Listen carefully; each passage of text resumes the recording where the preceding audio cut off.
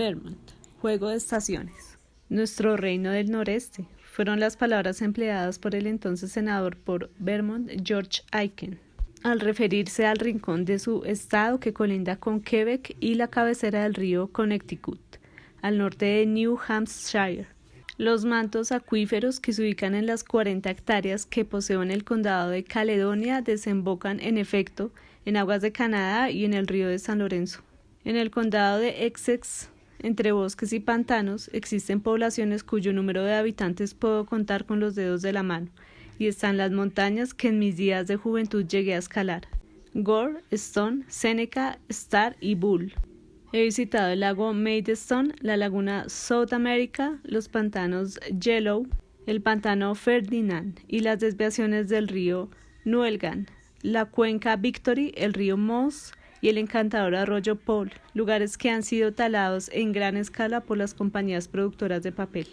Por demás extraño, los bosques silvestres y los pueblos que se asocian en la actualidad con la inocencia y la tranquilidad, antaño eran considerados tenebrosos, incestuosos o brutales. Mi pequeña montaña nublada Wheeler tiene al sureste el macizo de las montañas White, apiñadas sobre el monte Washington a 110 kilómetros de distancia, y al oeste la suave cresta que recorre de norte a sur las montañas Green, o una vista panorámica de las montañas Huron en Quebec.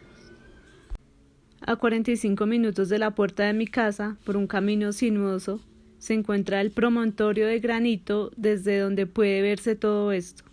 Si, en cambio, me dirijo a la izquierda, hacia los jardines de helechos de la inmensa maraña de árboles caídos bajo los altos abetos, llegaré a los abetos rojos que, más jugosos, rodean un pequeño pantano de carnosos matorrales, hierbas, abedules y álamos, alimentado por chorros espirales que vienen de filtraciones de las vetas superiores. En este santuario, donde cada primavera paría una cría la hembra del alce, hay huellas que muestran que una familia de osos baja de la cima para beber de la corriente, buscar hormigas entre las frutas caídas o mordisquear la vegetación. En una fosa encontraré pelaje negro que flota en el agua turbia como si los osos acabaran de salir de ella. En una ocasión, en un paraje de arces y hayas que se encuentran por ahí, una osa madre me enfrentó de haber puesto a salvo a sus cachorros en un árbol. Luego de intimidarme y cargar contra mí varias veces, batiendo las quijadas, me quedé inmóvil. Al ver que no me movía, bajó a las crías del árbol y se las llevó. Eso fue duramente el mismo paseo cuando encontré, en la entrada de una vieja cava, una redoma de botica del siglo XIX con una inscripción en relieve. Junto a la cava crecen araceas, cerca de ahí lo hacen sarracenias. En una suerte de pantanosa área de captación al final de una empinada cuesta, cerca de la cual tiene su guarida una familia de coyotes, a los que mi vecino y yo escuchamos en el atardecer, hora en la que toca la armónica. Aunque la pareja de coyotes o la osa podrían matar una cría de alce, lo particular de este pantanoso callejón sin salida es que está tan lleno de arces, sellos de Salomón, acederas, gallúas, sauces y todo aquello que la madre alce come, que ésta no tiene que alejarse demasiado. Un mes después de nacida, cuando la cría es robusta, su madre la lleva por un camino que pasa por mi casa hacia un gran valle donde alumbran otros alces. Acostumbro pasear cerca de mi estanque, que muestra sus ranas verdes y palustres, sus becadas que cazan gusanos entre los alisos, el martín pescador y el halcón palumbario que planea en busca de algo que comer y el alce macho que en los días de calor baja para sumergirse en sus aguas. También podría escalar hasta una cueva vacía y abierta con forma de concha acústica, en un pequeño y salvaje desfiladero cuya vista desde el cielo se cierne sobre el camino de los venados, y descansar como si fuera un león montañés sobre la arena, cobijado por la maleza y el bosque circundantes. Algún día, quizás, los leones verdaderos podrán regresar a este lugar. El verano alcanza tal verdor que si uno cierra los ojos, los cedros, los carpes y las formaciones de musgo permanecen impresas en su interior. Aunque un amanecer vacilante, lleno de nubes húmedas y resbaladizas, y borrascas que anuncian torrentes, y un azul cielo que alegrara los corazones serían maravillosos en la justa medida, solo sirven para acompañar el amasijo de robles, manzanos y el álamo que reverdece, las rosas salvajes, la alberja púrpura, las flores de malva y las susanitas de botones cafés. Todo está en movimiento, hinchándose las plantas al viento, los animales sobre sus patas en ese momento de abundancia extraordinaria en el que las bayas excedentes caen simplemente para alimentar a los gusanos. Cuando el otoño aparece, corta de tajo tal generosidad. Las golondrinas abandonan el establo a finales de agosto y se dirigen a Sudamérica aún antes de que los insectos de los que se alimentan hayan desaparecido. Si las aves le arrebataron el aire al canto de las ranas en mayo, en agosto le toca cantar a los insectos.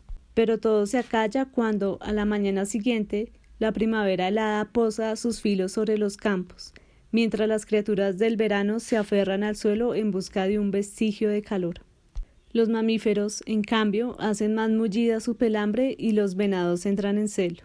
Al no volar ni ser pródigos en su reproducción, los mamíferos hacen mucho menos ruido y llevan a cabo sus rituales de galenteo y comportamiento territorial con marcas de olor y lenguaje corporal.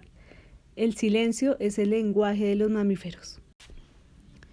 Durante la temporada de caza, los venados excedentes se verán obligados a salir de las colinas hacia el peligro de las carreteras y las apiñadas casas cuyos entusiastas ocupantes vigilan por la ventana, armados de arco y flecha. Para los coyotes comienza el festín. De la manada de venados que puedo reconocer, por lo general sobreviven 10 o 12, que se reúnen cuando el fuego de las armas ha cesado, como si intentaran levantar inventario y encontrar de nueva cuenta su lugar. De igual forma, lo harán 4 meses después, cuando la dura prueba del invierno haya terminado. El invierno deja en claro cuánto puede soportar la vida salvaje de la tierra sin amansar, como la llaman los granjeros. Al caer el invierno, se desploma el abasto de comida y muchos de los habitantes, como los osos, las ardillas, los zorrillos, las ratas canguro y los reptiles, se internan bajo tierra o vuelan hacia el sur.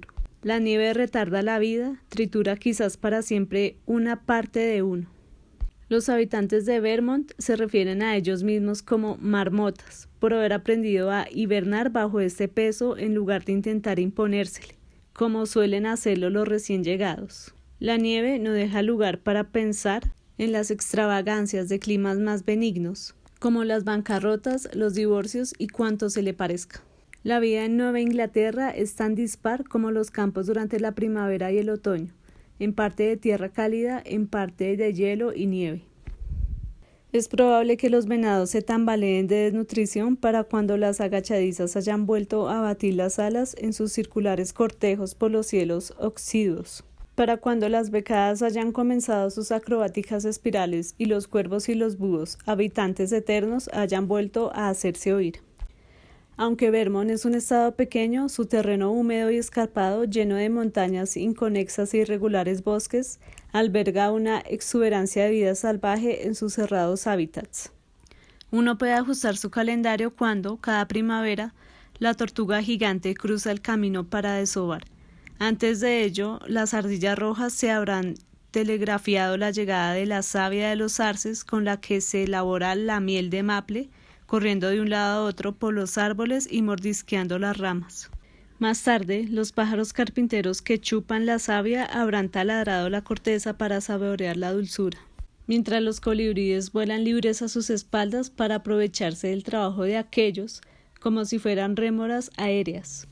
La familia de zorros de siempre, que siento como mía, coincide a menudo con mi familia de mofetas y mi familia de mapaches al hurgar en los alrededores. Cautelosamente se cruzan unos con otros en sus expediciones para cazar ratones, comer larvas, engullir bayas, sorprender a una ave herida o alguna serpiente incauta para devorarla de inmediato y no despertar la competencia. Los zorros corretean y hurgan, las marmotas se escabullen y excavan, los mapaches usan sus flexibles dedos para hurgar cuanto puedan.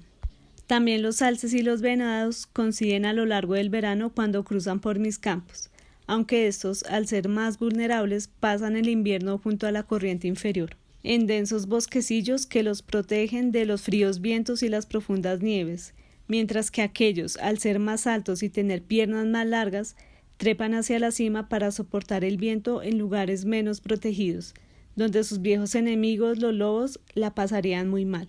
En la corriente, los tritones y las salamandras rayadas comparten hábitats colindantes. Los tritones se desplazan con precaución por los lentos estrechos verde-ámbar, mientras las salamandras se ocultan bajo las rocas de aguas más rápidas, limitadas a unos cuantos metros de territorio navegable, pero con más insectos por cazar.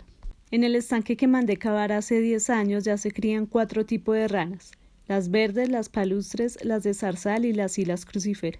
Durante cada tormenta de junio, las ranas de zarzal se harán oír a salvo en los sauces tras dejar el estanque, como si se notificaran la ubicación final de cada una. La razón por la que quise construir el estanque fue la música de las ranas. Por ello he tenido especial cuidado de no trasplantar peces ni tortugas que pudieran comer los huevecillos. A esto se suman también los huevecillos dejados por los sapos, de manera que ahora son 5 los cantos acuáticos que avivan mis atardeceres primaverales. Si no tomamos en cuenta el croar de las ranas del bosque, que a comienzos de abril resuena desde los poco profundos charcos de lluvia. Me preocupa que el canto de estas disminuya cada vez más en el concierto anual y que cada vez sean menos los saltos inesperados con los que me encuentro en mis paseos. Como sucede con las tortugas, cuyo número ha disminuido considerablemente en los últimos años, ya no se ven tantas ranas en este extremo del bosque. Las tortugas terrestres están siendo atropelladas a medida que las carreteras ensombrecen sus territorios. En el caso de las ranas del bosque, parece en cambio que el primer factor destructor es la lluvia ácida. En las pruebas de pH que he realizado en los estanques de cría temporales creados por la lluvia, he encontrado que su agua es tan ácida como el jugo de tomate, en contraste con los estanques alimentados por manantiales, cuyo rango de acidez sigue siendo apto para la vida. El verano es para rescatar un matrimonio o empezarlo de nuevo, para describir a los hijos los placeres de la pesca del pez luna, de secar flores, de recolectar mariposas, de criar conejos, de observar Orión, la aurora o las estrellas, de nadar desnudos, de elaborar conservas en casa o de cualquier otra actividad que les inculque el amor a la naturaleza. También puede uno refugiarse temporalmente en la soledad para estabilizarse. En Vermont sabemos que la tierra gira cuando el clima se torna duro, casi siempre sombrío y nunca brillante ni desmadejado. Amoratado, acerado, acolchonado con amenazantes nubes de tormenta o sofocantes nubes de nieve hasta que se calma y deja ver entonces el azul soleado o el negro de las galaxias. No creo que alguien pueda vivir con plenitud si tiene miedo de morir, y no conozco a mucha gente de Vermont que tenga ese temor. Vivir al aire libre les permite tomar la naturaleza tal como es, absolutamente abarcadora, cíclica, fecunda, rapsódica y luego espeluznante y asesina hasta el año siguiente. Aunque uno conduzca su auto con cautela, no espera convertirse en una excepción de este proceso. Como el bosque de Arces, nuestro rostro un buen día se torna anaranjado, después pálido y rígido. Este no es un lugar para albergar grandes esperanzas ni horizontes lejanos. Las interrogantes habituales son si esa minúscula tormenta nos azotará mañana, si aquella alcantarilla rota terminará por ponchar nuestra llanta o si el heno húmedo se descompondrá y hará arder el establo. Con todo, las lilas florecen cada primavera. La presurosa madre tortuga atraviesa el camino en el mismo punto para poner su nidada de huevos en el banco de arena de siempre. Fue la inercia de una roca o la fe la que hizo que los habitantes humanos de Vermont permanecieran también aquí, haciendo hervir ramas de cedro para obtener linimento, recolectando raíces de ginseng, cazando zorras para usar su piel, siguiendo abejas para conseguir su miel, además de la actividad principal de la ordeña de vacas. Hacer mantequilla, vender queso cottage al que pase, cortar los abedules y llevarlos hasta el molino, preparar miel de maple y cortar árboles de Navidad. Quienes me precedieron en esta granja hacían todo eso. Además vendían whisky de maíz y aprovechaban al máximo el venado para sobrevivir, improvisando cuando fuera necesario mientras todo parecía tan petro, abrupto y frío. La mayoría de las criaturas, no solo nosotros, defienden su territorio. Las aves, las ranas mugidoras, los osos. Cada vez que es temporada de cerezas, oigo que la osa madre defiende las fuentes de alimento que sus hijos tienen en mi territorio, de los demás osos atraídos por el olor de las manzanas caídas y las cerezas salvajes. Con sus fuertes gruñidos les advierten que se alejen, de la misma manera en que la familia de coyotes hará que se aleje de sus pastos llenos de conejos el coyote solitario con aullidos y amenazas de ataque, o como la rata de pradera que en su nido ataca a cualquier otro miembro de su especie que merodee por los 3 metros de pasto por las que ya pagó sus cuotas de propiedad, hasta que la encuentre la comadreja y chupe su sangre. Cuando se dedica el tiempo suficiente a observar una montaña, ésta se transforma un tanto en camaleón por su capa de nubes, su color cambiante, sus peñascos ora cóncavos, ora convexos, según el ángulo de luz. Los árboles, verdaderas miniaturas, nos siguen pareciendo conocidos en sus formas, como las pálidas manchas del álamo temblón y las vetas verdes en la pícea roja. Entonces uno se da cuenta de que se trata de una geometría incompleta. Árboles hasta ahora desconocidos han ocupado un lugar en los intersticios de alguna estribación o en la cara misma musculosa y críptica. Algunos alpinistas ponen a prueba su habilidad en una vertiginosa pendiente de la montaña Weller.